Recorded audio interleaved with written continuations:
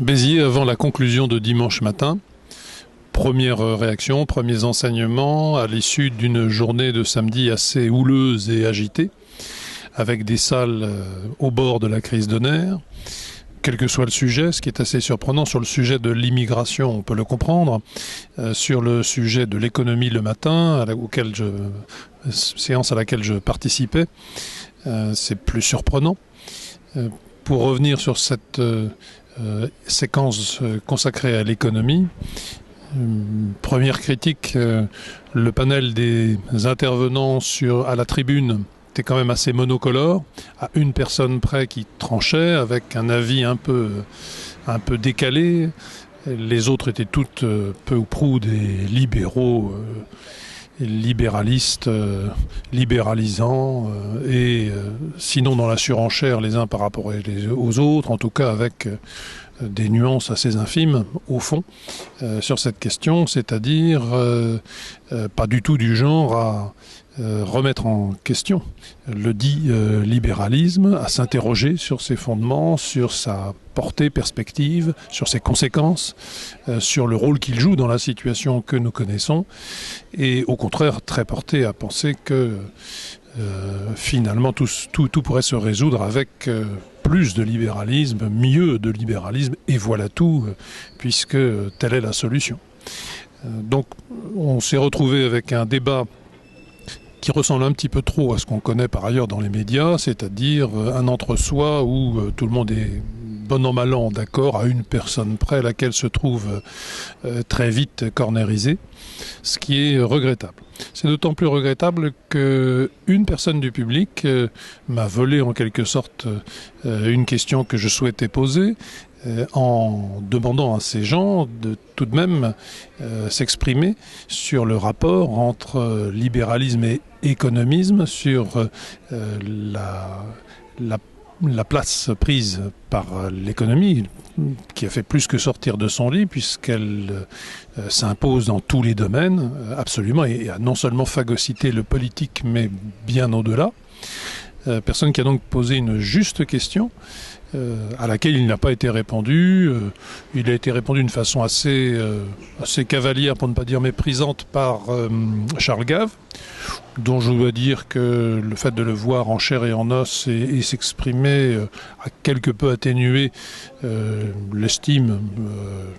conditionnelle, relative, que je pouvais, cela dit, lui porter jusque-là. Et à tel point que Beigbeder a cru utile de reprendre la parole pour essayer malgré tout de répondre quelque chose, et qu'il l'a fait avec une certaine honnêteté, c'est-à-dire en vérité un grand embarras, sans réussir à répondre proprement. Ensuite, un autre intervenant du genre extrêmement combatif, que je ne connais pas trop, qui a à toute chose des réponses catégoriques, rapides et définitives, a pensé clore le débat en faisant savoir que c'était tout le contraire, à savoir que c'est le politique qui a phagocyté l'économie et que c'est tout le problème notamment de la France. Bon.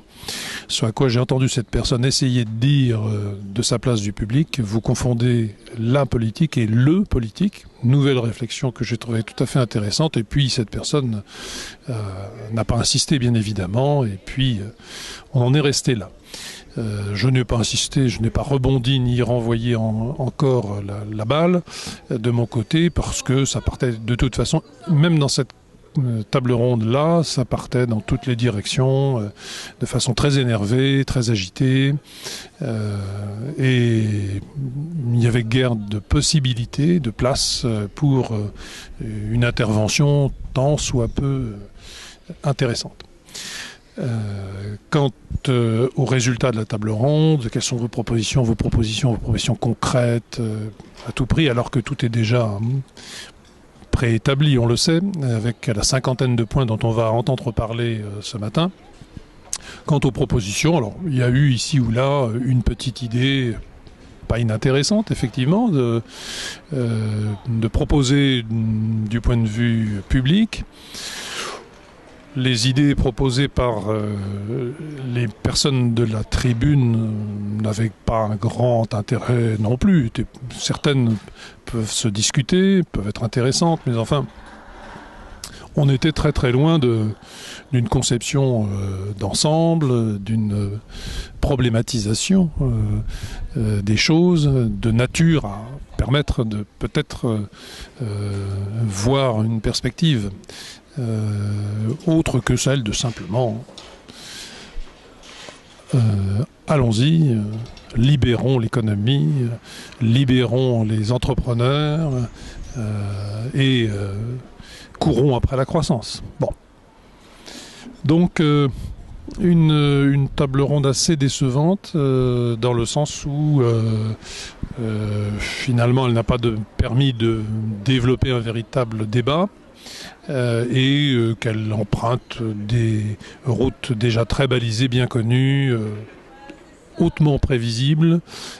encore une fois au regard des personnes invitées ayant la parole à la tribune, et d'autre part avec ce qu'on imagine qui est déjà préétabli en amont même de ces tables rondes et de cette manifestation.